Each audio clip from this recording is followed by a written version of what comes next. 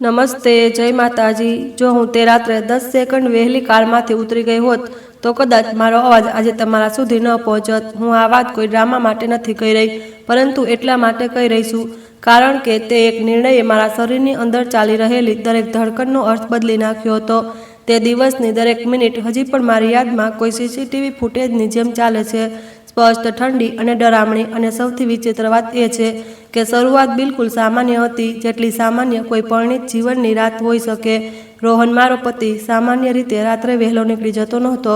તે ઓફિસનું કામ ઘરેથી પણ કરી લેતો, કોલ્સ પણ ત્યાંથી કરી લેતો અને જો ક્યાંય જવાનું હોય તો પહેલા દિવસથી જ જણાવતો। પરંતુ તે રાત્રે તેણે અચાનક પોતાનો લેપટોપ બંધ કર્યો, ફોનની સ્ક્રીન વારંવાર જોઈ અને મારી આંખોમાં જોયા વિના કહ્યું કે કાલે સવારે ખૂબ વહેલા નીકળવું પડશે, એક ઇમરજન્સી મીટિંગ છે, દિલ્હીની બહારની ફ્લાઇટ છે। મેં પૂછ્યું, આટલી રાત્રે? હજી તો 11:30 વાગ્યા છે। તેણે ફક્ત ખભા ઉલાળ્યા। ક્લાયન્ટનો મામલો છે, સમજી જા, તું સૂઈ જા, હું નીકળી જઈશ। મેં ધ્યાન આપ્યું કે તે જરૂર કરતાં વધુ શાંત હતો, જાણે કોઈ વાતને સામાન્ય બતાવવાની કોશિશ કરી રહ્યો હોય। પણ હું પણ એ જ વ્યક્તિ હતી જે સંબંધમાં શાંતિ જાળવી રાખવા માટે ઘણીવાર પોતાના સવાલો ગળી જાય છે। મેં વિચાર્યું કે કદાચ ખરેખર કોઈ ઇમરજન્સી હશે। રોહને ઝડપથી બેગમાં થોડા કપડાં મૂક્યા, ચાર્જર મૂક્યો, પાસપોર્ટ કાઢ્યો અને ફોન પર કોઈની સાથે ધીમે ધીમે વાત કરતા રૂમમાંથી બહાર નીકળી ગયો। મારા મનમાં એક નાનકડો શક ઊભો થયો, પરંતુ મેં પોતાને સમજાવ્યું, લગ્નના 4 વર્ષમાં મેં આ આદત બનાવી લીધી હતી કે જે વસ્તુ સ્પષ્ટપણે ખોટી સાબિત ન થાય તેને હું મગજમાં ઝેરની જેમ ફેલાવા દેતી નથી। તે ઘરેથી નીકળી ગયો, દરવાજો બંધ થયો, ઘરમાં અચાનક એક વિચિત્ર સન્નાટો છવાઈ ગયો। હું બેડરૂમની લાઇટ બંધ કરવા ગઈ અને જેવી ટેબલ પાસે પહોંચી, મારી નજર ત્યાં પડેલી વસ્તુ પર ટકી ગઈ, તેનું વોલેટ, તે જ ચામડાનું વોલેટ જેમાં તેનું આધાર કાર્ડ, ડ્રાઇવિંગ લાયસન્સ, થોડા કાર્ડ અને જરૂરી વસ્તુઓ રહેતી હતી। તે તેને હંમેશા ખિસ્સામાં રાખતો હતો, ક્યારેય ભૂલતો નહોતો। મારા દિલને એકવાર જોરથી ધક્કો લાગ્યો। મેં વોલેટ ઉઠાવ્યું અને તરત તેને કોલ કર્યો। એકવાર રિંગ ગઈ, પછી કટ। મેં ફરીથી કર્યો, ફરી કટ, ત્રીજી વાર કોલ કર્યો તો સ્વિચ ઓફ। મારા હાથ ઠંડા પડી ગયા। ફ્લાઇટ પર જઈ રહ્યો હશે, મેં પોતાને કહ્યું, કદાચ નેટવર્ક નથી અથવા ફોન બંધ કરી દીધો। મેં વોટ્સએપ ખોલ્યું અને લખ્યું, તારું વોલેટ ઘરે રહી ગયું છે, પાછો આવ કે જણાવ શું કરું। મેસેજ ગયો અને સ્ક્રીન પર એક જ ટીક રહ્યું। હું થોડી સેકન્ડ સુધી તે જ સ્ક્રીનને જોતી રહી, જાણે બીજું ટીક આવી જશે અને મારું મગજ શાંત થઈ જશે, પણ ન આવ્યું। ઘરની બહાર જાન્યુઆરીની ઠંડી હતી। મારી સોસાયટીની બહાર રાતના આ સમયે રસ્તાઓ ખાલી રહે છે। હું પોતે ગાડી ચલાવું છું, પણ આટલી રાત્રે એકલા એરપોર્ટ સુધી, તે પણ ઊંઘ અને ચિંતા સાથે। મને ડર લાગ્યો। મારા પિતા હંમેશા કહેતા હતા, રાત્રે નિર્ણયો નહીં, માત્ર સુરક્ષા। પિતા હવે આ દુનિયામાં નહોતા, પણ તેમનો અવાજ મારા અંદર ક્યાંક રહેતો હતો। મેં નક્કી કર્યું કે હું કેબ કરીશ, બસ વોલેટ રોહન સુધી પહોંચવું જોઈએ। મેં એપ ખોલી, એરપોર્ટનું લોકેશન નાખ્યું અને એક કેબ બુક કરી લીધી। કન્ફર્મેશન આવ્યું, કારનો નંબર આવ્યો, ડ્રાઈવરનું નામ આવ્યું અને નીચે એક લાઈન, તમારી કેબ 4 મિનિટમાં પહોંચી રહી છે। મેં જલ્દીથી એક જાડો દુપટ્ટો લીધો, જેકેટ પહેર્યું, વાળ બાંધ્યા અને વોલેટ મારા પર્સમાં મૂકી દીધું। જેવી હું બહાર નીકળી, ઠંડી હવામાં મારા ચહેરા પર થપ્પડ મારી। સોસાયટીની લાઇટ્સ પીળી હતી। ગેટ પાસે સિક્યોરિટી તેની ખુરશી પર ઊંઘી રહ્યો હતો। મેં કહ્યું, ભૈયા, કેબ આવી છે, એરપોર્ટ જવાનું છે। તે ચોંક્યો, મેડમ, આટલી રાત્રે? મેં હસવાની કોશિશ કરી, જરૂરી કામ છે। તે ગેટ ખોલવા લાગ્યો। તે જ સમયે એક કાળી સેડાન આવીને ઊભી રહી। મેં નંબર મેળવ્યો, તે જ હતો।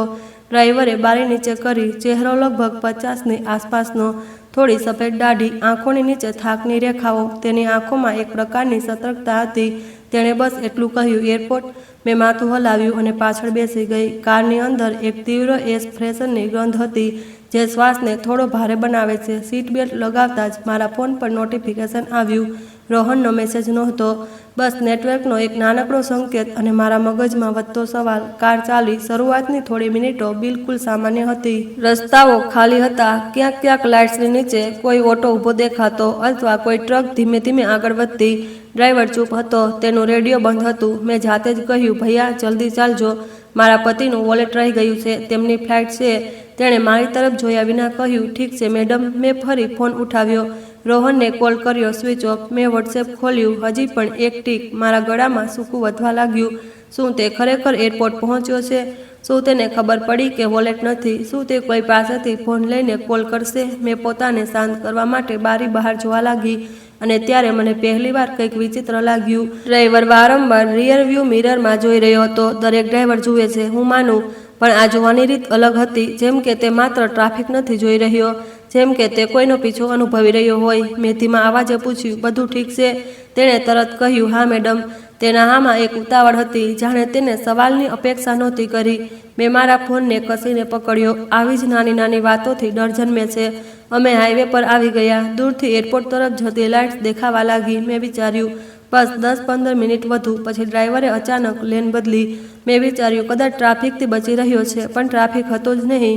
કારે એવો વળાંક લીધો જે મને સાચો ન લાગ્યો. આ રૂટને હું જાણતી હતી, ઘણીવાર એરપોર્ટ ગઈ હતી. આ રસ્તો મેઇન ટર્મિનલ તરફ નહોતો, આ બાજુની તરફ જઈ રહ્યો હતો, જ્યાં લાઇટ ઓછી હોય છે અને આસપાસ મોટા મોટા પિલર અને ખાલી પાર્કિંગ જેવી જગ્યાઓ હોય છે. મારા અંદર એક ઝટકો લાગ્યો. મેં કહ્યું, ભાઈ, તમે ખોટી તરફ જઈ રહ્યા છો. ટર્મિનલ ત્યાં છે. ડ્રાઈવરે અવાજ ધીમો રાખ્યો, મેડમ, થોડીવાર શું? તમારે ટર્મિનલ જવું છે? તેણે ફરી તે જ શબ્દો દોહરાવ્યા, થોડીવાર. હવે મારો શ્વાસ ઝડપી થઈ ગયો. મેં તરત મારા ફોનની સ્ક્રીન ઓન કરી અને ઇમરજન્સી નંબર જોવા લાગી. મારી આંગળીઓ ધ્રુજવા લાગી. હું પોતાને કહી રહી હતી, વધારે ન વિચાર, કદાચ શોર્ટકટ, કદાચ એરપોર્ટ એન્ટ્રીનો બીજો ગેટ. પણ મારું શરીર જૂઠું ન માને. તે ડરને ઓળખી લેશે. કાર એક વધુ વળાંક લઈને એક અંધારાવાળા હિસ્સામાં ચાલી ગઈ. સામે થોડા અંતરે એક પિલર દેખાયો. તેની પાસે 2-3 પડછાયાઓ, અથવા કદાચ મને એવું જ લાગી રહ્યું હતું. મેં અચાનક કહ્યું, રોકો, મારે અહીં જ ઉતરવું છે. ડ્રાઈવરે બ્રેક ન લગાવી. મારા દિલની ધડકન કાનમાં વાગવા લાગી. મેં દરવાજાના હેન્ડલ તરફ હાથ લંબાવ્યો અને ખેંચ્યો. દરવાજો ન ખુલ્યો. મેં ફરી ખેંચ્યો, હજી પણ નહીં. મેં બીજી તરફનું લોક જોવા માટે ઝૂકીને જોયું. અંદરથી લોકિંગ સિસ્ટમ ઓન હતી. મારા શરીરમાં એક ઠંડી લહેર દોડી ગઈ. દરવાજો કેમ લોક છે? મારો અવાજ ઊંચો થઈ ગયો, ખોલો તેને. ડ્રાઈવરે પહેલીવાર થોડા જોરથી અવાજમાં કહ્યું, મેડમ, શાંત રહો. હું શાંત કેવી રીતે રહું? તમે લોક કર્યું છે. તમે ખોટી જગ્યાએ લાવી રહ્યા છો. તેણે ગાડી ધીમી કરીને લગભગ રોકી દીધી, પણ પૂરી રીતે ન રોકી. જાણે તેણે રોકતા પણ ડર લાગતો હોય. મેં મોબાઈલ ઉઠાવીને 112 ડાયલ કરવાની કોશિશ કરી. આંગળીઓ એટલી ધ્રુજી રહી હતી કે સ્ક્રીન પર નંબર સાચો નહોતો લાગી રહ્યો. તમે શું કરી રહ્યા છો? મેં ચીસો પાડી. હવે તેણે હળવું માથું ફેરવ્યું અને તે પળે મેં જે જોયું તેણે મને વધુ મૂંઝવી દીધી. તેની આંખોમાં ક્રૂરતા નહોતી, તેની આંખોમાં ગુસ્સો નહોતો, તેની આંખોમાં કોઈ શિકારીની ઠંડક નહોતી. તેની આંખોમાં ડર હતો, એવો ડર જે કોઈ પર હુમલો કરનારને નહીં, પણ કોઈનાથી બચનારને હોય છે. તેણે ધીમેથી કહ્યું, મેડમ, તમે મારી વાત માનો, હમણાં બહાર ન નીકળતા. કેમ? તે શબ્દો જાણે તેના ગળામાં અટકી રહ્યા હતા, કારણ કે બહાર ઠીક નથી. મેં બારીમાંથી બહાર જોવાની કોશિશ કરી. સામેનો હિસ્સો ઝાંખો હતો, લાઇટ ઓછી હતી અને મને લાગ્યું કે પિલરની પાછળ કોઈ ખરેખર ઊભું છે. મારા પેટમાં મરોડ ઊભી થઈ. કોણ છે ત્યાં? ડ્રાઈવરે દાંત ભીંસીને કહ્યું, બસ 5 મિનિટ. મેં ગુસ્સા અને ડરની વચ્ચે કહ્યું, તમે મને કિડનેપ કરવાના છો કે શું? શું આ મજાક છે? તેણે તરત જ ખૂબ સખ્તાઈથી કહ્યું, નહીં, હું તમને બચાવી રહ્યો છું. તે વાક્ય મારા મગજમાં ટકરાયું. બચાવી રહ્યો છું? મેં ફરી દરવાજો ખેંચ્યો, ન ખુલ્યો. મારા હાથ પર્સ પર ગયા. વોલેટ ત્યાં જ હતું. મેં તેને કસીને પકડ્યું. મારું મગજ ઝડપથી વિચારવા લાગ્યું, શું વોલેટ બહાનું હતું? શું રોહન? મેં પોતાને રોકી દીધી. આ શક એટલો મોટો હતો કે હું તેને પુરાવા વિના અંદર આવવા દેવા નહોતી માંગતી, પરંતુ તે શક એક બીજની જેમ મારા હૃદયમાં પડી ચૂક્યો હતો. ડ્રાઈવરે ધીમેથી કાર આગળ વધારી, પણ એટલી ધીમી કે જાણે તે સમય ખરીદી રહ્યો હોય. મેં બારી પર હાથ માર્યો. જુઓ, જો તમે સાચા હોવ તો મને જણાવો શું થઈ રહ્યું છે. તેણે જવાબ ન આપ્યો. પછી અચાનક દૂરથી એક અવાજ સંભળાયો, પહેલા ધીમો, પછી જોરદાર. સાયરન. મારા કાનને પહેલા વિશ્વાસ ન આવ્યો, પણ અવાજ વધતો ગયો. મેં જલ્દીથી જોયું. પાછળની તરફ લાલ નીલી લાઇટ્સની ચમક દૂરથી દેખાવા લાગી. ડ્રાઈવરે ઊંડો શ્વાસ લીધો, જાણે તેનું શરીર થોડી સેકન્ડ માટે ઢીલું પડી ગયું હોય. તેણે ધીમા સ્વરમાં કહ્યું, મેડમ, હવે મારી વાત ધ્યાનથી સાંભળો. મેં કહ્યું, શું? તેણે કહ્યું, જે પણ તમે વિચારી રહ્યા છો તેનાથી આ મોટું છે, અને જે પણ તમે જાણો છો તેનાથી આ વધુ નજીક છે. મારા ગળામાંથી બસ એટલું નીકળ્યું, તમે આખરે છો કોણ? તેને મારી તરફ પૂરી રીતે ન જોયું, પણ તેના અવાજમાં પહેલીવાર કંઈક તૂટવા જેવું હતું. હું પછી જણાવીશ. હમણાં બસ એટલું સમજો કે જો તમે બહાર ઉતર્યા તો તે લોકો તમને પાછા ઘરે નહીં જવા દે. મારા હાથ બરફ જેવા ઠંડા હતા. મારો શ્વાસ નાના નાના ટુકડાઓમાં તૂટી રહ્યો હતો. સાયરન વધુ નજીક આવી ગયું. લાઇટ્સ હવે સ્પષ્ટ દેખાઈ રહી હતી. મેં કહ્યું, તે લોકો કોણ? ડ્રાઈવરે ફક્ત એટલું કહ્યું જે તમને સૌથી સરળ શિકાર સમજી રહ્યા હતા અને પછી પહેલીવાર તેણે મારી આંખો તરફ જોયું અને કહ્યું, મેડમ પ્લીઝ માત્ર 5 મિનિટ મારા પર વિશ્વાસ કરી લો. ત્યાર પછી જો તમે ઈચ્છો તો હું પોતે તમને પોલીસની સામે લઈ જઈશ, પણ હમણાં નહીં. મારું શરીર દરવાજા તરફ ભાગવા માંગતું હતું અને મારું મગજ સીટ પર જડાઈને બેસી રહેવા માંગતું હતું. મારા અંદર 2 અવાજો લડી રહ્યા હતા. એક કહી રહ્યો હતો ઉતરી જા અને ભાગ, બીજો કહી રહ્યો હતો ન ઉતરતી, કંઈક ગડબડ છે. અને તે જ પડે જ્યારે હું નિર્ણય લેવાની હતી, કારની બહાર કોઈએ ખૂબ જોરથી ટોર્ચની પ્રકાશ પાડ્યો. કાચ પર એક પડછાયો આવ્યો અને મારા કાનમાં સાયરનનો અવાજ એટલો જોરદાર થઈ ગયો કે લાગ્યું જાણે આખી રાત ચીસો પાડી રહી હોય. મેં ધ્રુજતા અવાજે પૂછ્યું, હવે શું થશે? ડ્રાઈવરે બસ એટલું કહ્યું, હવે સચ્ચાઈ સામે આવશે. ટોર્ચનો તેજ પ્રકાશ કાચ પર પડ્યો અને મારી આંખો આપોઆપ સંકોચાઈ ગઈ. બહારથી કોઈના બૂટનો જોરદાર અવાજ આવ્યો. પછી એક ભારે અવાજ, ગાડી બંધ કરો. હાથ ઉપર. મારા શરીરમાં જાણે વીજળી દોડી ગઈ. મેં એક ક્ષણ માટે વિચાર્યું કે કદાચ ડ્રાઈવર ખરેખર ખોટો છે, કદાચ તે જ ગુનેગાર છે અને પોલીસ અમને રોકી રહી છે. પરંતુ તે જ સેકન્ડે ડ્રાઈવર પોતાના બંને હાથ સ્ટેરિંગથી અલગ કરીને ઉપર ન ઉઠાવ્યા, પરંતુ તેને સ્ટેરિંગ પર જ ધીમે ધીમે રાખ્યા, જાણે કોઈને બતાવવા માંગતો હોય કે તે ભાગી નથી રહ્યો. તેણે ઊંડો શ્વાસ લીધો અને બારીનો કાચ થોડોક નીચે કર્યો. સર, હું શ્યામ છું, તેણે કહ્યું અને તેના અવાજમાં કોઈ ઘમંડ નહોતો, બસ એક થાકેલો ભરોસો હતો, જાણે તે આ નામ કોઈ ઓળખના રૂપમાં નહીં પણ કોઈ જૂના વાયદાના રૂપમાં બોલી રહ્યો હોય. બહાર ઊભેલા પોલીસવાળાની ટોર્ચની એંગલ બદલાઈ ગયો. ટોર્ચ સીધી તેના ચહેરા પર પડી. 2 સેકન્ડ માટે બધું થંભી ગયું. પછી તે જ પોલીસવાળાએ પોતાના સાથીને જોયું અને તેના ખભા પર હાથ મૂક્યો, જાણે કહી રહ્યો હોય, આ તે જ છે શ્યામ. પોલીસવાળાએ નામ દોહરાવ્યું અને તેના લહેજામાં અચાનક સખ્તાઈ ઓછી થઈ ગઈ. હા સર, ડ્રાઈવરે કહ્યું. મેડમને સુરક્ષિત રાખવાના હતા. મેડમ, પોલીસવાળાનો મારી તરફ ઝૂક્યો. તેની ટોર્ચ હવે મારા ચહેરા પર હતી. તમે ઠીક છો? કોઈ ઈજા? મેં માથું હલાવ્યું, પણ મારા હોઠ હલી નહોતા રહ્યા. હું બોલવા માંગતી હતી, પણ અવાજ જાણે કોઈએ ગળામાં ફસાવી દીધો હોય. મારા હાથ હજી પણ પર્સ પર જામી ગયા હતા, જાણે હું વોલેટને નહીં, મારી જિંદગીને પકડી રહી હોઉં. પોલીસવાળાએ કહ્યું, દરવાજો ખોલો મેડમ, બહાર આવો. પણ અંદર એક ખચકાટ હતી, કારણ કે હજી સુધી મારા મગજમાં એ નક્કી નથી થતું કે કોના પર વિશ્વાસ કરવો. ડ્રાઈવરે ધીમેથી કહ્યું, મેડમ બહાર આવો, બધું ઠીક છે, બસ મારી પાસે જ રહેજો. તેણે અંદરથી લોક ખોલ્યું. દરવાજો ખોલતા જ ઠંડી હવા અંદર ભરાઈ ગઈ અને તે ઠંડી હવા સાથે મારો ડર વધુ સ્પષ્ટ થઈ ગયો, જાણે હવાએ મારી ત્વચા પરથી ખોટી હિંમત ઉતારી દીધી હોય. હું બહાર નીકળી. મારા પગ જમીન પર પડ્યા તો પણ મને લાગ્યું કે જાણે હું હજી પણ હલી રહી છું. સામે 2 પોલીસની ગાડીઓ હતી. તેમની પાછળ એક ત્રીજી ગાડી હતી, કદાચ સિક્યોરિટી કે સ્પેશિયલ ટીમ. લાલ નીલી લાઇટ સતત ઘૂમી રહી હતી. આસપાસનો અંધાર તે લાઇટમાં ક્યારેય વાદળી બની જતો, ક્યારેક લાલ. મને એવું લાગ્યું જાણે હું કોઈ ફિલ્મ સેટ પર ઊભી છું. પણ આ કોઈ ફિલ્મ નહોતી, આ મારી જિંદગી હતી અને તેની સ્ક્રિપ્ટ મેં નહોતી લખી.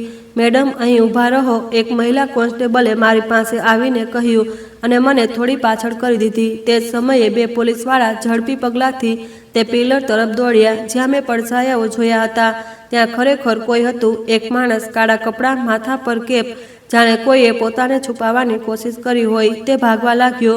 પોલીસવાળા તેની પાછળ દોડ્યા. તે માણસ લપસ્યો, પડ્યો અને તેના હાથમાંથી કંઈક પડીને જમીન પર ટન અવાજ સાથે અથડાયું. મારો શ્વાસ થંભી ગયો.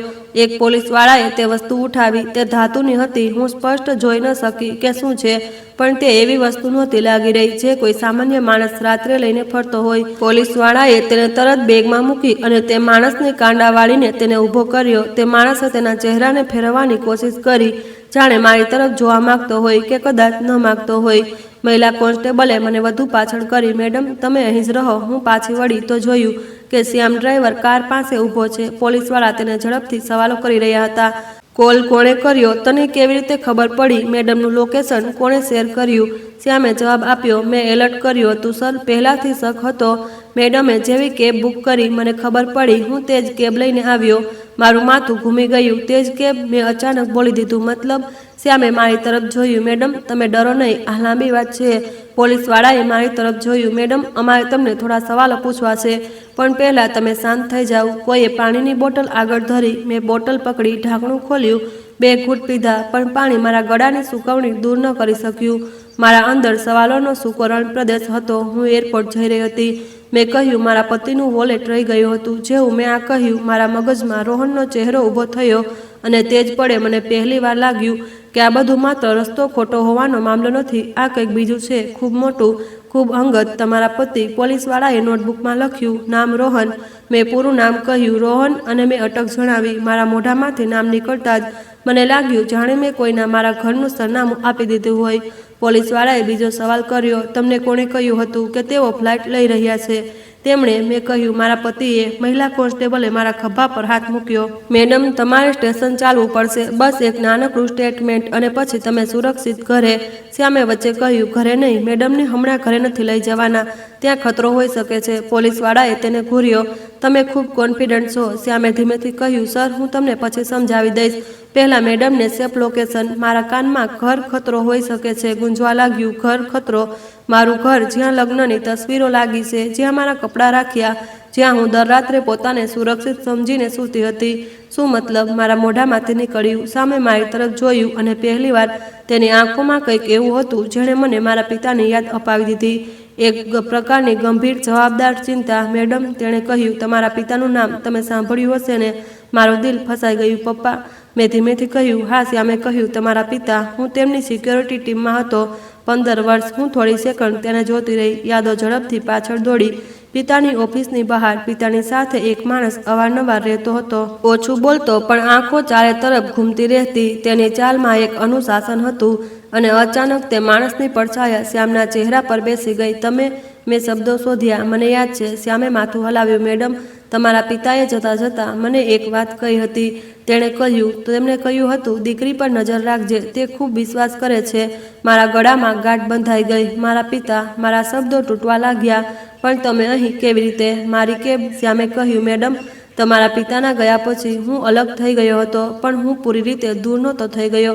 તમારા પિતાએ મને કેટલીક વસ્તુઓ આપી હતી, કેટલાક નામ, કેટલાક નંબર, કેટલાક સંકેત. તેણે કહ્યું હતું કે જો ક્યારેય કોઈ રાત અચાનક ખૂબ ચૂપ લાગે તો સમજી લેવું કે કંઈક ખોટું ચાલી રહ્યું છે. મારા મગજમાં રોહનનો શાંત ચહેરો, તેનું આંખ ન મિલાવું, ઇમરજન્સી મીટિંગ અને પછી તેનું વોલેટ ટેબલ પર રહી જવું, બધું એકસાથે જોડાવા લાગ્યું. હું ઈચ્છવા છતાં પોતાને રોકી ન શકી. શું રોહન? મારા મોઢામાંથી નીકળ્યું અને હું પોતે તે સવાલથી ડરી ગઈ. શ્યામે મારી આંખોમાં જોયું, પછી નજર નીચે કરી લીધી, જાણે તે સીધો વાર ન કરવા માંગતો હોય. મેડમ, હમણાં હું કંઈ બતાવી શકું છું, તેણે કહ્યું, પણ તે પહેલાં તમારે એ સમજવું પડશે કે આજે રાત્રે જે થવાનું હતું તે માત્ર ચોરી નહોતી, તે તમને ગાયબ કરવાની કોશિશ હતી. મારા શરીરમાં ઠંડી ફેલાઈ ગઈ. ગાયબ? મેં ફૂસફૂસાવ્યું. મહિલા કોન્સ્ટેબલે મારો હાથ પકડીને કહ્યું, મેડમ, તમે બેસો, તમે શોકમાં છો. તેમણે મને પોલીસની ગાડીની અંદર સીટ પર બેસાડી દીધી. દરવાજો બંધ થયો. બહાર લાઇટ્સ ઘૂમતી રહી. કારની અંદર અચાનક એક અલગ પ્રકારની ખામોશી હતી, જાણે હું દુનિયાથી કપાઈ ગઈ હોઉં અને માત્ર મારા વિચારો બંધ હોઉં. મેં આંખો બંધ કરી, પછી ખોલી. મારા સામે શ્યામ ઊભો હતો. તેણે પોલીસવાળાની પરમિશનથી ગાડીનો દરવાજો હળવો ખોલ્યો. મેડમ, તેણે કહ્યું, તમારી પાસે તમારો ફોન છે? મેં હામાં માથું હલાવ્યું. તેણે કહ્યું, તમારા ફોનમાં જે કેબ બુકિંગ દેખાઈ રહી છે તેના પર જે ડ્રાઈવરનું નામ હતું તે જ નામ તે હતું જે મેં નખાવ્યું હતું. અસલી ડ્રાઈવરને મેં પહેલાથી જ રોકી દીધો હતો. જો તમે તે ડ્રાઈવર સાથે જાત તો આ લોકો, તેણે બહારથી પિલર તરફ હળવો ઇશારો કર્યો, પોતાની કોશિશ કરી લેત. હું જાણતો હતો કે તે લોકો એરપોર્ટ પાસે જ આવશે, કારણ કે રાત્રે અહીં ભીડ ઓછી હોય છે અને કેમેરા ખૂબ છે, પણ અંધારામાં ઘણા બ્લાઇન્ડ સ્પોટ પણ છે. તેમને લાગે કે અહીં કંટ્રોલ તેમનો હશે. તમને કેવી રીતે ખબર? મારા હોઠ સુકાયેલા હતા. શ્યામે ધીમેથી કહ્યું, કારણ કે હું છેલ્લા કેટલાક અઠવાડિયાથી તમને ફોલો કરી રહ્યો હતો. મારા અંદર એક ઝટકો લાગ્યો. શું? હું સીધી થઈ ગઈ. મેડમ, તેણે તરત કહ્યું, ખોટું ન સમજતા, પણ તમારા પિતાએ કહ્યું હતું અને મેં કેટલીક વસ્તુઓ જોઈ. તમારી લાઈફમાં કેટલાક લોકો ખૂબ વધારે ક્લોઝ થઈ રહ્યા હતા. કોણ? મેં પૂછ્યું અને મને જવાબનો ડર હતો. શ્યામે ખિસ્સામાંથી પોતાનો ફોન કાઢ્યો, સ્ક્રીન પર કંઈક ખોલ્યું, પછી મારી તરફ ધર્યો. મેડમ, આ જુઓ. સ્ક્રીન પર એક ફોટો હતો, રોહન અને તેની સાથે એક છોકરી, મારી બેસ્ટ ફ્રેન્ડ નેહા. બંને કોઈ કાફેની બહાર ઊભા હતા. નેહા હસી રહી હતી. રોહનનો હાથ તેના ખભા પર હતો. મારા શરીરમાં જાણે લોહી જામી ગયું. આ? મેં શબ્દો ન શોધ્યા. શ્યામે બીજો ફોટો બતાવ્યો, એરપોર્ટ જેવી જગ્યા, રોહન અને નેહા, બે મોટા સુટકેસ સાથે. એક વધુ ફોટો કોઈ હોટલની લોબીમાં. હું જોઈ રહી હતી અને દરેક ફોટો મારા અંદરથી કંઈક તોડી રહ્યો હતો. આ ક્યારનો છે? મેં કહ્યું. શ્યામે કહ્યું, છેલ્લા 2 મહિનાનો. મારા કાનમાં એક અવાજ આવ્યો, નહીં, આ ન થઈ શકે. અને તે જ અવાજ સાથે એક બીજો અવાજ પણ હતો. તે જોવા નહોતું માગ્યું એટલે ન જોયું. મારી આંખો સામે છેલ્લા મહિનાઓથી નાની નાની વાતો આવવા લાગી. નેહાનું અચાનક વધુ આવવું, રોહનનું તેની સાથે ખૂબ સહજ થઈ જવું, બંનેનું એક જેવી વાતો કરવી અને મારું પોતાને સમજાવવું કે આ દોસ્તી છે, હું ઓવરથિંક કરી રહી છું. શ્યામે ફોન પર આગળનો ફોલ્ડર ખોલ્યો. મેડમ, આ માત્ર રિલેશનનો મામલો નથી, તેણે કહ્યું. સ્ક્રીન પર બેંક ટ્રાન્ઝેક્શન હતા, મારા જોઈન્ટ એકાઉન્ટમાંથી અલગ અલગ દિવસોમાં ટ્રાન્સફર. રકમ ક્યારેક નાની ક્યારેક મોટી, પણ પેટર્ન સ્પષ્ટ હતો. કેટલાક ટ્રાન્સફર એવા એકાઉન્ટમાં ગયા હતા જેનું નામ મેં ક્યારેય નહોતું સાંભળ્યું. આ શું છે? મારો અવાજ તૂટી ગયો. મેડમ, આ તમારા એકાઉન્ટમાંથી થયા, શ્યામે કહ્યું. પણ તમે નથી કર્યા. મેં નથી કર્યા, મેં તરત કહ્યું. અને પછી મારા મગજમાં એક વાત વીજળીની જેમ પડી. મેં ઘણીવાર રોહનને મારો ફોન આપ્યો હતો. તે કહેતો હતો, નેટ બેન્કિંગ સેટ કરી દઉં છું, ઓટીપી, અને મારો અવાજ ધીમો થઈ ગયો. હું પોતા પર ગુસ્સે થવા લાગી. હું કેટલી સરળતાથી વિશ્વાસ કરી લેતી હતી. મેડમ, શ્યામે કહ્યું, તમારી આ જ અચ્છાઈ તમારા વિરુદ્ધ ઉપયોગમાં લેવામાં આવી. મારા અંદર કંઈક તૂટીને ગુસ્સો બની ગયો. પણ આજે રાત્રે વોલેટ, મેં કહ્યું. વોલેટ એક ટ્રિગર હતો, શ્યામે કહ્યું. તેમણે ખબર હતી કે તમે રાત્રે એકલા બહાર નીકળશો. તેમને એક એવું બહાનું જોઈતું હતું જે તમને મજબૂર કરે. જો રોહન પોતે કહી દેત વોલેટ લાવ તો શક થાત, એટલે વોલેટ ભૂલવું વધુ સારું હતું. તમે પોતે વિચારશો કે તમે જવાબદારી નિભાવી રહ્યા છો. મારા માથામાં દુખાવો થવા લાગ્યો. તો રોહને જાણી જોઈને વોલેટ છોડ્યું? મેં પૂછ્યું. શ્યામે ખૂબ ધીમેથી માથું હલાવ્યું. અને નેહા? મેં કહ્યું. શ્યામે કહ્યું, નેહાને બધું ખબર છે. તે એક લાઈને મારા અંદરનો બધો વિશ્વાસ રાખ કરી દીધો. મારી આંખોમાં પાણી ભરાઈ આવ્યું, પણ હું રડવા નહોતી માગતી. મને રડવું નબળાઈ લાગી રહ્યું હતું. જ્યારે અસલ નબળાઈ તે લોકો હતા જે મને શિકાર સમજી રહ્યા હતા. પોલીસે તે માણસને પકડી લીધો. મેં પોતાને સંભાળતા કહ્યું, તે કોણ છે? શ્યામે કહ્યું, લોકલ હેન્ડલર, પૈસા માટે કામ કરનારો. અસલી લોકો આનાથી દૂર રહે છે. પણ આજે રાત્રે પકડાઈ ગયો કારણ કે તે બચી ગયા અને પોલીસ સમય પર આવી ગઈ. પોલીસ સમય પર કેવી રીતે? મેં પૂછ્યું. શ્યામે કહ્યું, મેં પહેલાથી જ ઇન્સ્પેક્ટરને એલર્ટ કર્યો હતો. તમારા પિતાના કેટલાક જૂના કોન્ટેક્ટ હતા. મેં તેમને જણાવ્યું કે એક મહિલાને ટાર્ગેટ કરી શકાય છે અને લોકેશન એરપોર્ટ પાસે હશે. જેવી તમે કેબ બુક કરી, મેં સિસ્ટમથી રૂટ મેચ કરાવ્યો. હું તે જ ગાડી લઈને આવ્યો જેથી તમે ખોટા માણસ સાથે ન જાઓ. અને પછી મેં પોલીસને લાઈવ અપડેટ આપ્યો. મારા દિલમાં પહેલીવાર થોડી હવા આવી, પણ તે જ હવા સાથે એક નવો ડર પણ આવ્યો. જો આ બધું સાચું છે, મેં કહ્યું, તો રોહન અત્યારે ક્યાં છે? શ્યામે મારી તરફ જોયું. આ જ સૌથી મોટો સવાલ છે. તેણે કહ્યું, મેડમ, તમારા પતિએ કહ્યું હતું કે તે ફ્લાઇટ લઈ રહ્યા છે. પણ તે કઈ ફ્લાઇટ પર છે, કોની સાથે છે અને કેમ? આ આપણે હમણાં શોધવું પડશે. કારણ કે જો તે બહાર નીકળી ગયા તો પુરાવા મિટાવવા લાગશે. પુરાવા? મેં કહ્યું. મેડમ, તમારા ઘરમાં ડોક્યુમેન્ટ હોઈ શકે છે. શ્યામે કહ્યું, કેટલાક સાઇન કરેલા પેપર, કેટલાક પાવર ઓફ એટર્ની, કેટલાક ઇન્સ્યોરન્સ પેપર. ક્યારેક લોકો એવા પેપર પર સાઇન કરાવી લે છે જે પછી તમારી જિંદગી બદલી નાખે. મારું મગજ ઘૂમી ગયું. મને યાદ આવ્યું કેટલાક મહિના પહેલાં રોહને કહ્યું હતું કે બસ એક ફોર્મ છે, બેંકવાળું, સાઇન કરી દે. મેં જોયા વિના સાઇન કરી દીધું હતું. મને તે દિવસે મારા પિતાની યાદ આવી. તે કહેતા હતા, કોઈ પણ કાગળ પર સાઇન કરતા પહેલાં તેને પોતાની આંખોથી વાંચ, ભલે સામેવાળો પોતાનો જ કેમ ન હોય. હું તે સલાહ ભૂલી ગઈ હતી. હવે આપણે શું કરીશું? મેં પૂછ્યું. શ્યામે કહ્યું, હમણાં તમારે પોલીસ સ્ટેશન જવું પડશે, સ્ટેટમેન્ટ આપવું પડશે. પછી અમે તમને એક સેફ જગ્યાએ લઈ જઈશું. અને તેના પછી તે થોડો અટક્યો. તેના પછી અમે એક પ્લાન બનાવીશું જેથી રોહન અને નેહાને એ ખબર પડે કે તમે બચી ગયા. મારા દિલને જોરથી ધક્કો લાગ્યો. મતલબ હું તેમને ન જણાવું? હા, શ્યામે કહ્યું. જો તેમને ખબર પડી કે તમે સુરક્ષિત છો, તે તરત ભાગી જશે કે પુરાવા મિટાવશે. પણ જો તેમને લાગે કે તેમનો પ્લાન કામ કરી ગયો, કે તમે નબળા છો, તો તે ભૂલ કરશે અને તે જ ભૂલથી આપણે તેમને પકડીશું. મારું શરીર ધ્રુજી રહ્યું હતું, પણ હવે આ ધ્રુજવું માત્ર ડરનું નહોતું, આ ગુસ્સા અને નિર્ણયનું પણ હતું. મેં મારા અંદર પોતાને બોલતા સાંભળ્યા, હું નબળી નથી. મેં શ્યામ તરફ જોયું. તમને કેમ ફરક પડે છે? શ્યામે થોડી સેકન્ડ મારી તરફ જોયું. કારણ કે હું તમારા પિતાનો વાયદો લઈને જીવી રહ્યો છું, તેણે કહ્યું. અને કારણ કે હું એ પણ જાણું છું કે દુનિયામાં સૌથી સરળ શિકાર તે નથી હોતો જે નબળો હોય. સૌથી સરળ શિકાર તે હોય જે ખૂબ વિશ્વાસ કરતો હોય. અને તમારા પિતા નહોતા ઈચ્છતા કે તમારો વિશ્વાસ તમારી કબર બની જાય. મારા ગળામાં ફરી ગાંઠ બંધાઈ ગઈ. પણ આ વખતે હું રડી નહીં. મેં બોટલનો છેલ્લો ઘૂંટ પીધો. મને સ્ટેશન લઈ ચાલો, મેં કહ્યું. હું સ્ટેટમેન્ટ આપીશ. પોલીસ ગાડી ચાલી. રસ્તામાં હું બારીમાંથી બહાર જોતી રહી. તેજ રસ્તાઓ, તેજ લાઇટ, પણ હવે બધું અલગ લાગી રહ્યું હતું. જાણે કોઈએ મારા શહેર પરથી નિર્દોષતાનું ફિલ્ટર હટાવી દીધું હોય. સ્ટેશન પહોંચ્યા. મને એક રૂમમાં બેસાડવામાં આવી. ઇન્સ્પેક્ટર આવ્યા. મહિલા કોન્સ્ટેબલ પણ હતી. તેમણે સવાલો પૂછ્યા. મેં જવાબ આપ્યા. તમે કયા સમયે કેબ બુક કરી? કેટલા વાગે નીકળ્યા? ડ્રાઈવરે શું કહ્યું? તમે કોને મેસેજ કર્યો? દરેક સવાલ સાથે મને મારા શબ્દોની સચ્ચાઈથી ડર લાગી રહ્યો હતો, કારણ કે દરેક જવાબની પાછળ એક મોટો સવાલ છુપાયેલો હતો. મેં આટલી વાર સુધી આ બધું કેમ ન જોયું? ઇન્સ્પેક્ટરે કહ્યું, મેડમ, અમને તમારા પતિનો નંબર જોઈએ, તમારા મિત્રનો નંબર પણ અને તમારા ઘરનું સરનામું, જેથી અમે એક ટીમ મોકલી શકીએ. મેં નંબર આપ્યા. નેહાનો નંબર આપતી વખતે મારો હાથ ધ્રુજ્યો. તે નંબર જે ક્યારેય મારી હસી અને ગપસપનો હિસ્સો હતો, આજે એક કેસ ફાઇલ બની ચૂક્યો હતો. ઇન્સ્પેક્ટરે ફરી કહ્યું, અમે તે માણસને પકડ્યો છે, પણ તે માત્ર નાનો મોહરો છે. અસલી લિંક અમને જોઈએ. તમારા પતિનો ટ્રાવેલ રેકોર્ડ, ટિકિટ અને બેંક ડિટેલ. તમારે તમારો ફોન સુરક્ષિત રાખવો પડશે. અને હમણાંથી તમે કોઈને કોલ નહીં કરશો, ખાસ કરીને તમારા પતિને. હું સમજી ગઈ. જો હું રોહનને કોલ કરું તો તે મારા અવાજથી સમજી જાત કે હું જીવિત છું, અને પછી તે પોતાના બધા રસ્તા બદલી નાખત. ઇન્સ્પેક્ટરે શ્યામ તરફ જોયું. તને ભરોસો છે? શ્યામે કહ્યું, સર, જો મેડમ ઈચ્છે તો અમે તેમને મારા ઓળખીતા એક સેફ ફ્લેટમાં લઈ જઈ શકીએ. ત્યાં સીસીટીવી છે, ગાર્ડ છે અને લોકેશન કોઈને ખબર નથી. ઇન્સ્પેક્ટરે માથું હલાવ્યું. ઠીક છે, પણ અમે એક ટીમ તેમના ઘરે પણ મોકલી રહ્યા છીએ. મને અચાનક યાદ આવ્યું, ઘરમાં રોહનની કબાટમાં કેટલીક ફાઇલો રહે છે અને નેહા મારા ઘરે આવતી હતી. તેને બધું ખબર હતી. જો પોલીસ મોડું કરે તો પુરાવા મટી શકે. હું ઊભી થઈ ગઈ. હું ઘરે જવા માંગુ છું, મેં કહ્યું. ઇન્સ્પેક્ટરે સખ્તાઈથી કહ્યું, નહીં મેડમ, હમણાં નહીં. ખતરો છે, પણ મારા ઘરમાં દસ્તાવેજો છે, મેં કહ્યું. શ્યામે મારી તરફ જોયું. મેડમ, તમારી વાત સાચી છે, તેણે કહ્યું, પણ તમે પોતે નહીં જાઓ, પોલીસ જશે. તમે ત્યાં ગયા તો તમે રિસ્ક બની જશો.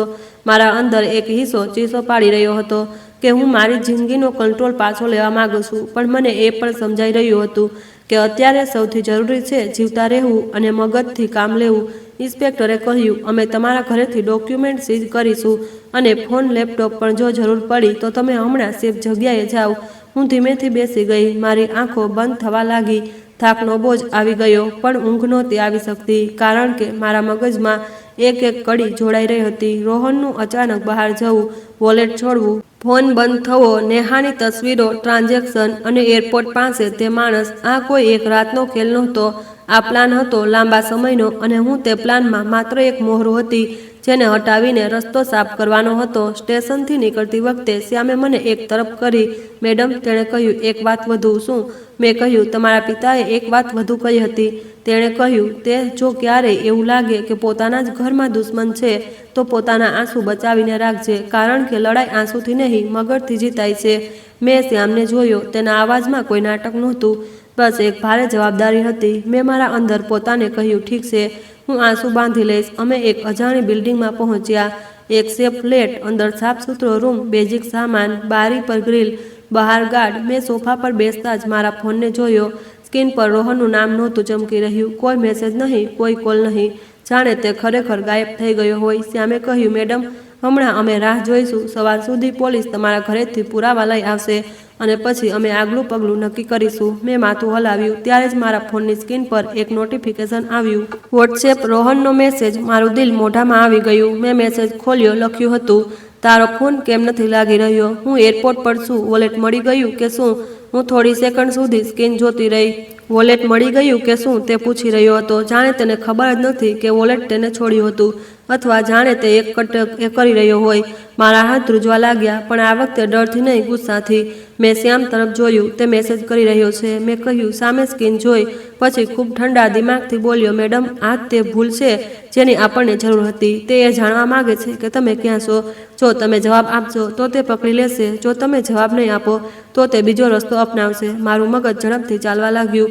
મેં કહ્યું, તો આપણે શું કરીશું? શ્યામે એક પળ વિચાર્યું પછી બોલ્યો, અમે તેને તે જ કહાની આપીશું જે તેને જોઈએ, પણ અમારી શરતો પર. પણ હમણાં નહીં. પહેલાં પોલીસનો રિપોર્ટ આવવા દો. આપણી પાસે પુરાવા હશે તો જવાબ પણ સ્ટ્રેટેજી બની જશે. મારા અંદર એક વિચિત્ર શાંતિ આવી.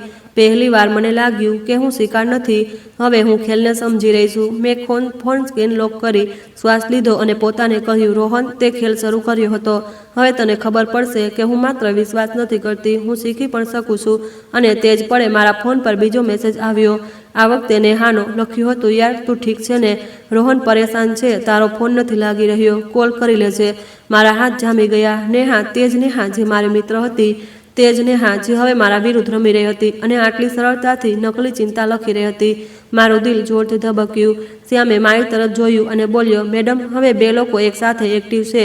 આનો મતલબ પ્લાન બગડી રહ્યો છે અને તે લોકો કંટ્રોલ પાછો લેવાની કોશિશ કરી રહ્યા છે. હું બારી તરફ જોવા લાગી. બહાર રાત ત્યાં જ હતી, પણ હવે મને દરેક પડછાયામાં ખતરો દેખાઈ રહ્યો હતો. મેં ધીમેથી કહ્યું, જો તે લોકો અહીં સુધી પહોંચી ગયા તો? શ્યામે શાંત લહેજામાં કહ્યું, એટલા માટે જ આપણે આગલું પગલું ખૂબ વિચારીને રાખવું પડશે. મારા ફોનની સ્ક્રીન પર ત્રીજું નોટિફિકેશન ફ્લેશ થયું. એક અજાણ્યા નંબરથી મિસ કોલ, પછી એક મેસેજ, માત્ર એક line, we need to talk urgent. મારા શરીરમાં ફરી તેજ ઠંડી લહેર દોડી ગઈ. મેં શ્યામ તરફ જોયું. આ કોણ છે? શ્યામે નંબર જોયો. તેની આંખો સંકોચાઈ. તેણે ખૂબ ધીમેથી કહ્યું, મેડમ, આ નંબર તમારા પતિનો કોઈ બિઝનેસ કોન્ટેક્ટનો લાગી રહ્યો છે અને જો આ હમણાં એક્ટિવ થયો છે તો સમજો મામલો માત્ર ધોખાનો નહીં, કોઈ મોટા નેટવર્કનો પણ હોઈ શકે છે. માત્ર અંદરનો ડર પાછો ઉઠવા લાગ્યો. પણ આ વખતે તેની સાથે એક નવી વસ્તુ પણ હતી, એક જીદ, એક નિર્ણય. મેં કહ્યું, તો આપણે તેમને તે જ આપીશું જે તેમને જોઈએ, પણ આપણે તેમને આપણા ઝાડમાં લાવીશું. શ્યામે મારી તરફ જોયું અને પહેલીવાર તેના ચહેરા પર ખૂબ હળવી સ્વીકૃતિ દેખાઈ. હા મેડમ, તેમણે કહ્યું, પણ યાદ રાખજો, ઝાડ બિછાવતી વખતે પોતાનો હાથ ક્યારેય ઝાડની વચ્ચે ન રાખતા. હું મારા ફોનને જોતી રહી. રોહનના મેસેજ, નેહાની ચિંતા, અજાણ્યા નંબરની ધમકી, બધું એકસાથે ચમકી રહ્યું હતું અને મને સ્પષ્ટ સમજાઈ ગયું કે આ કહાની માત્ર તે કેબના લોકથી શરૂ નહોતી થઈ. આ કહાની ખૂબ પહેલાં શરૂ થઈ ચૂકી હતી. બસ આજે રાત્રે પહેલીવાર પડદો હટ્યો હતો. મેં ધીમેથી કહ્યું, કાલે સવારે પોલીસ શું લાવશે? શ્યામે કહ્યું, જે પણ લાવશે તેનાથી નક્કી થશે કે આપણે આગળ શું બોલીશું, શું છુપાવીશું અને કોને ફસાવીશું. મેં માથું હલાવ્યું અને મારા અંદર એક જ વાત ઘૂમતી રહી, જાણે કોઈ ચેતવણી, જાણે કોઈ સંકલ્પ, જાણે કોઈ પ્રાર્થના. હું હવે એક પણ વસ્તુ જોયા વિના સાઇન નહીં કરું, એક પણ સંબંધ પર સચ્ચાઈ જાણ્યા વિના વિશ્વાસ નહીં કરું, અને હું તેમને આ નહીં કરવા દઉં કે તે મારી જિંદગીને એવી રીતે મિટાવી દે જાણે હું કોઈ પાનું હોઉં. ત્યારે જ શ્યામનો ફોન વાગ્યો. તેણે ઉઠાવ્યો. થોડી સેકન્ડ સાંભળ્યું, પછી તેની આંખોમાં તણાવ આવી ગયો. તેણે કોલ કાપી નાખ્યો અને મારી તરફ જોયું. મેડમ, તેણે કહ્યું, પોલીસ ટીમ તમારા ઘરે પહોંચી છે. અને મેં શ્વાસ રોકીને કહ્યું.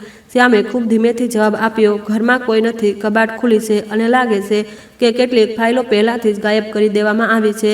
શ્યામના મોઢામાંથી જેવું આ નીકળ્યું કે ઘરમાં કબાટ ખુલ્લી છે અને કેટલીક ફાઇલો પહેલાંથી જ ગાયબ કરી દેવામાં આવી છે. મને લાગ્યું જાણે કોઈએ મારા અંદરની જમીન ખેંચી લીધી હોય. મારા ઘરનું દ્રશ્ય મારી આંખોમાં આવી ગયું, જાણે હું ત્યાં જ ઊભી છું અને કોઈ મારા કપડાની વચ્ચે, મારી તસવીરોની નીચે, મારા લગ્નના કાર્ડ્સની પાછળ, મારી જિંદગીના પડદોમાં હાથ નાખીને તે કાગળ કાઢી રહ્યું છે જેના પર મારું નામ લખ્યું છે. તે ઘર જેને હું સુરક્ષિત સમજતી હતી હવે પુરાવાઓની કબરાગાહ બની ગયું હતું. અને સૌથી ડરામણી વાત એ હતી કે હું ત્યાં નહોતી, હું કંઈ રોકી નહોતી શકતી.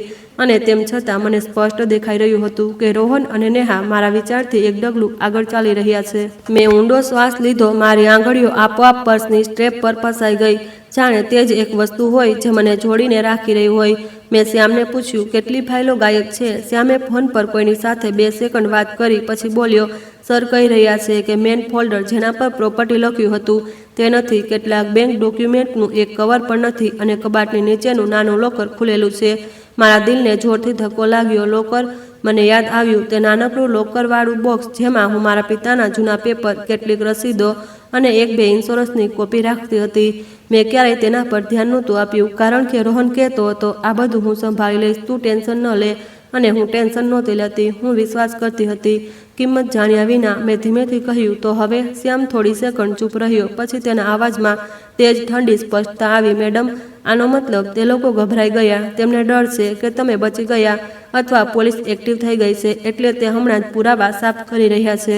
મારા ફોન પર રોહનનો પાછલો મેસેજ હજી પણ સ્ક્રીનમાં ચમકી રહ્યો હતો. વોલેટ મળી ગયું કે શું? અને નેહાનો નકલી પ્રેમવાળો કોલ કરી લેજે.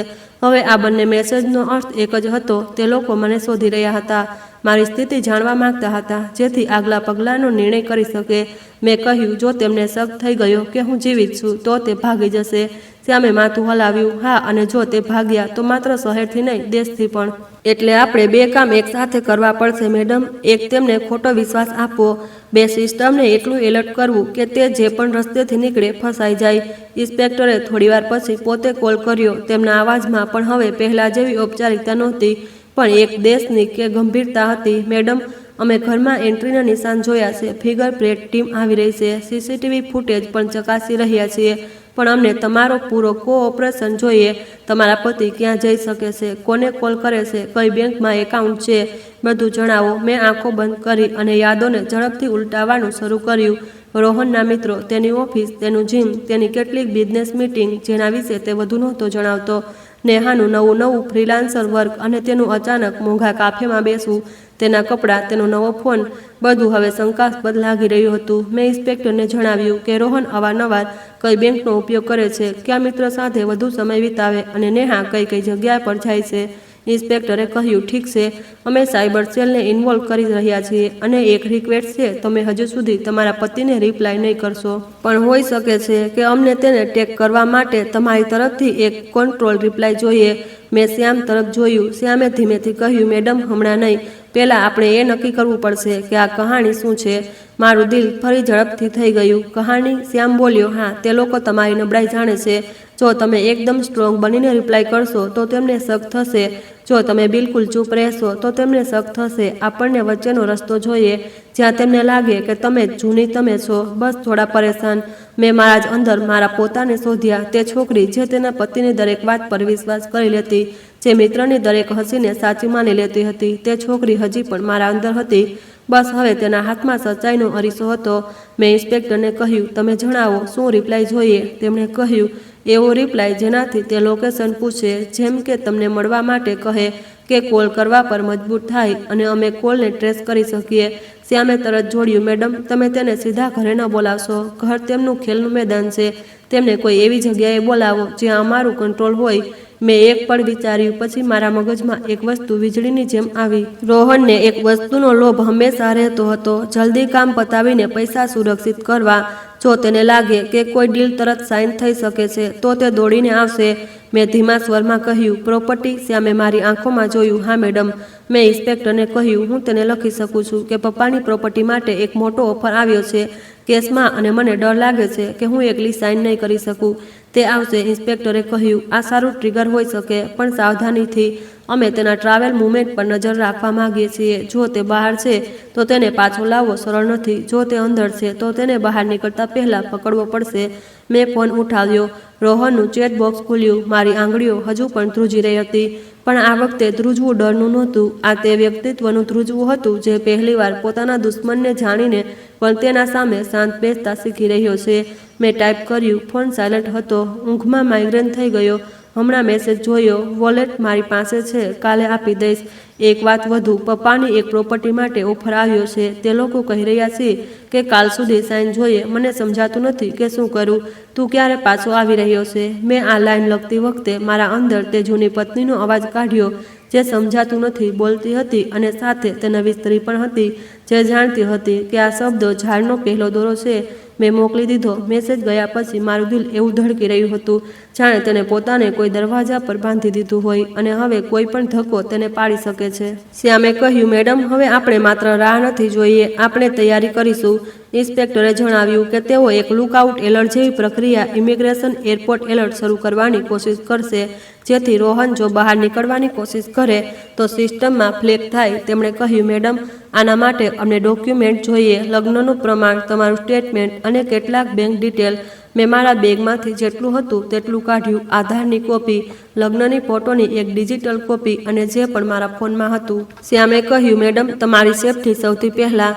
તમે ક્યાંય પણ એકલા મૂવ નહીં કરશો. મેં માથું હલાવ્યું. તે જ સમયે રોહનનો રિપ્લાય આવી ગયો, એટલો ઝડપી જાણે તે મારા મેસેજની રાહ જ જોઈ રહ્યો હતો.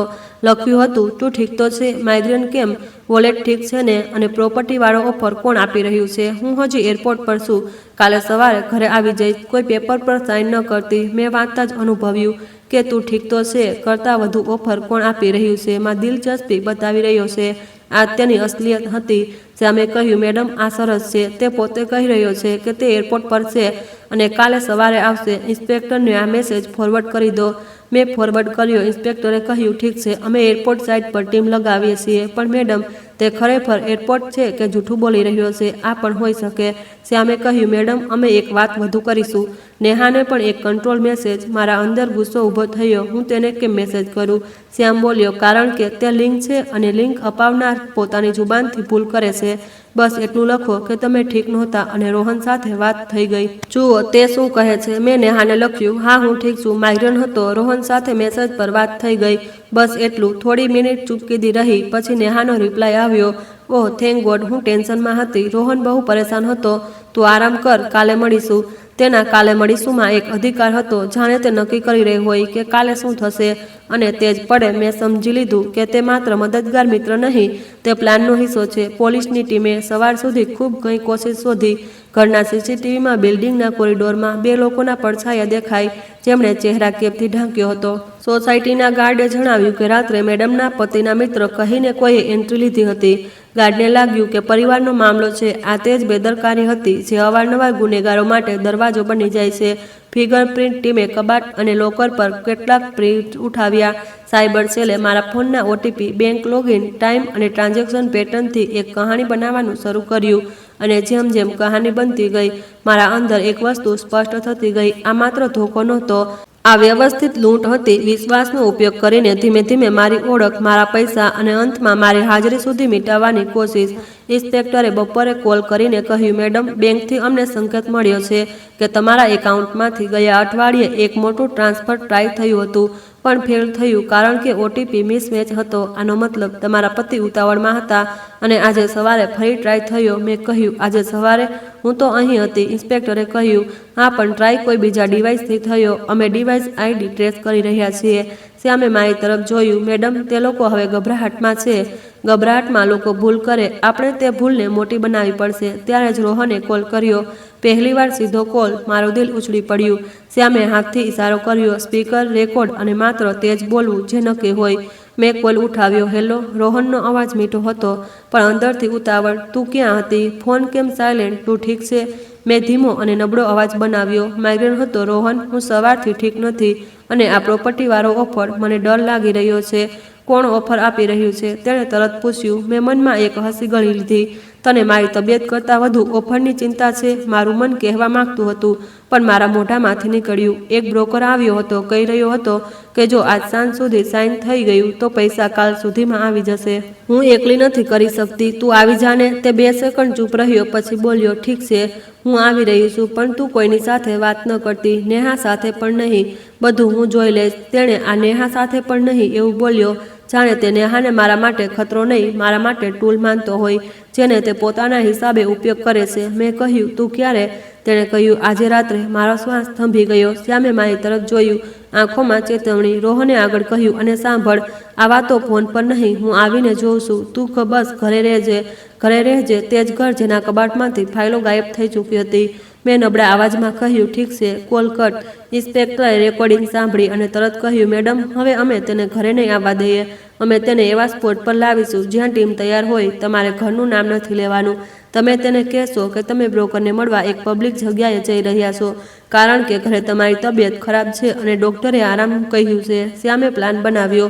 શહેરના એક મોટા મોલ પાસે કાફે જ્યાં સીસીટીવી સ્પષ્ટ હોય, એન્ટ્રી એક્ઝિટ કંટ્રોલ અને પોલીસ ટીમ સિવિલ ડ્રેસમાં આસપાસ.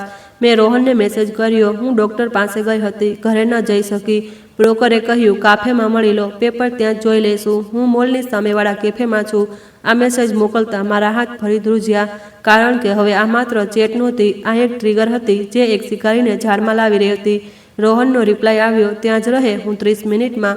મારું પેટ સંકોચાઈ ગયું. અમે કાફે ન ગયા. અમે તે જગ્યાની પાસે એક અલગ પોઈન્ટ પર રહ્યા જ્યાંથી મને દેખાડી શકાય અને હું સુરક્ષિત પણ રહું. પોલીસ ઈચ્છતી હતી કે રોહનને લાગે કે હું ખરેખર ત્યાં છું, પણ હું તેની પહોંચમાં ન જાઉં. એટલે એક મહિલા પોલીસ કર્મી મારા જેવું જેકેટ અને દુપટ્ટો પહેરીને અંદર બેઠી, પાછળથી ચહેરો થોડો છુપાવીને, બિલકુલ તેવી બોડી લેંગ્વેજમાં જેવી કોઈ બીમાર અને પરેશાન માણસ રાખે. આ એક જોખમ હતું, પણ કંટ્રોલ જોખમ. હું એક કારમાં બેઠી હતી, બારીમાંથી કાફે તરફ જોઈ રહી હતી. શ્યામ મારી સાથે હતો. ઇન્સ્પેક્ટર કાનમાં ઈયરપીસ લગાવી બહાર ઘૂમી રહ્યા હતા અને પછી મેં તેને જોયો. રોહન, તેજ ચાલ, તેજ કોન્ફિડન્સ, તેજ ચહેરો, જેને હું 4 વર્ષ સુધી મારું ઘર સમજતી હતી. તે એકલો નહોતો. થોડા અંતરે નેહા પણ હતી. અલગ એન્ટ્રીથી આવતી હોય, જાણે તે સીધું સાથે દેખાવા માંગતી નથી, પણ પાસે રહીને કંટ્રોલ રાખવા માંગતી હોય. મારા અંદર આગ લાગી, પણ શ્યામે ધીમેથી કહ્યું, મેડમ, શ્વાસ, બસ જુઓ, બોલો નહીં. રોહન કાફેમાં ઘૂસ્યો. તેણે તે મહિલાને જોઈ જે મારા જેવી લાગી રહી હતી.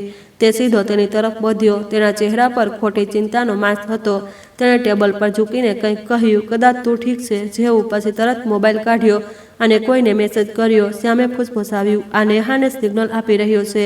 નેહા બહારથી બારી પાસે આવી, અંદર ઝાંકી અને પછી તેણે એક એવો નાનકડો ઇશારો કર્યો જે દોસ્તીનો નહીં, કાવતરાનો હતો.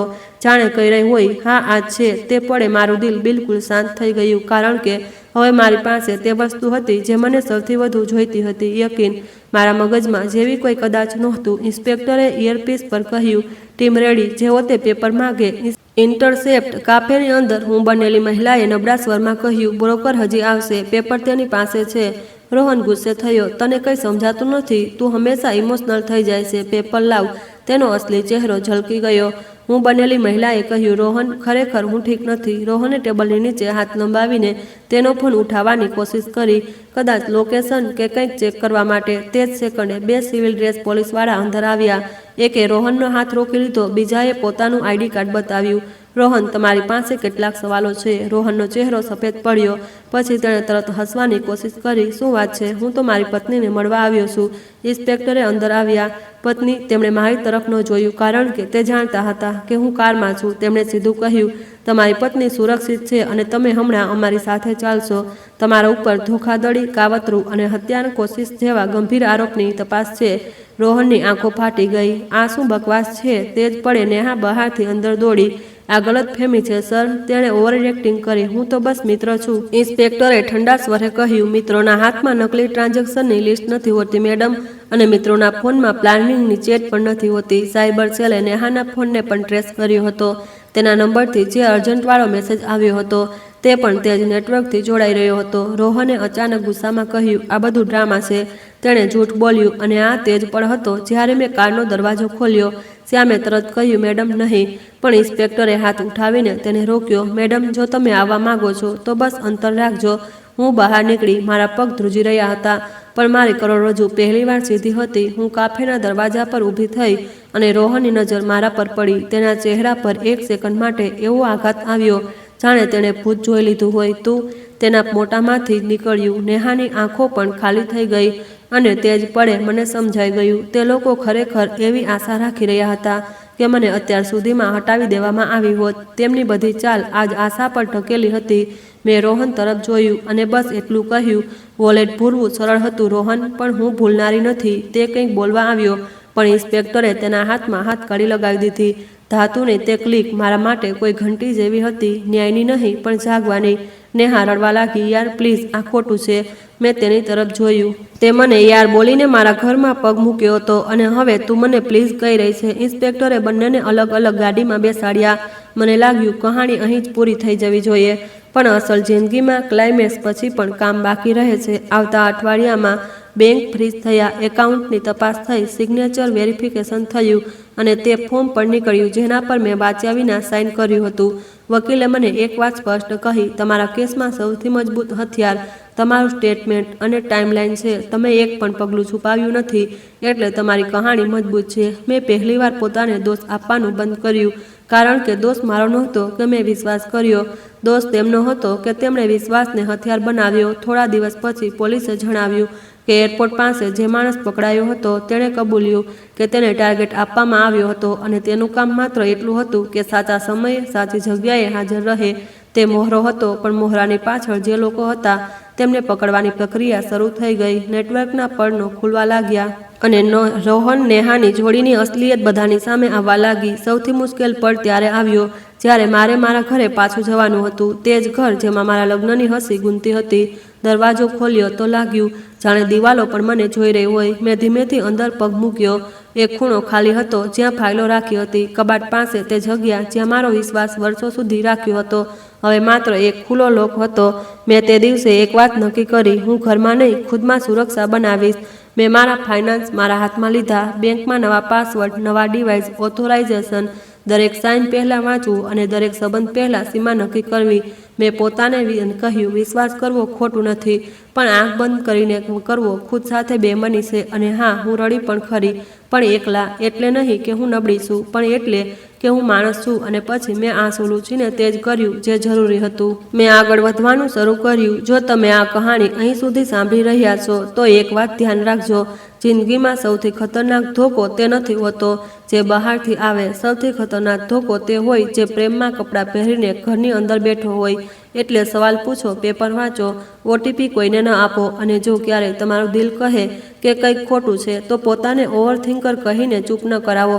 હવે હું તમને એક નાનકડો સવાલ પૂછું છું. જો તે રાત્રે હું તે કેબમાંથી ઉતરી ગઈ હોત તો શું આજે હું આ કહાની સાંભળવા માટે બચતી? કદાચ નહીં. અને જો હું બચી પણ જાત તો શું હું સચ્ચાઈ જાણી શકત? કદાચ નહીં. એટલે ક્યારેક તમારી જિંદગી બચાવવાવાળી વસ્તુ તમારી તાકાત નહીં, તમારો સાચા સમયે આવેલો શક હોય છે. તો દોસ્તો, જો તમને આ કહાની પસંદ આવી છે તો કમેન્ટ કરીને જરૂર બતાવજો. વિડીયોને લાઇક કરો, હાઈપ આપો અને વધુમાં વધુ શેર કરો. ચેનલ પર નવા છો તો સબસ્ક્રાઈબ કરો અને નોટિફિકેશન બેલ દબાવો જેથી આગલી અપડેટ સૌથી પહેલાં તમને મળે. આ કહાની પ્રેરણા અને માનવીય મૂલ્યો પર આધારિત છે. તેના બધા પાત્રો અને ઘટનાઓ વાસ્તવિક જીવનથી પ્રેરિત હોઈ શકે, પણ કોઈ પણ વ્યક્તિ, સ્થાન કે ઘટના સાથે સમાનતા સંપૂર્ણપણે સંયોગ માત્ર છે. આ કહાનીનો ઉદ્દેશ્ય ઈમાનદારી, સંઘર્ષ અને સાચા ફેસલાની તાકાતને દેખાડવાનો છે, ન કે કોઈ વ્યક્તિ કે વર્ગને ઠેસ પહોંચાડવાનો. આભાર.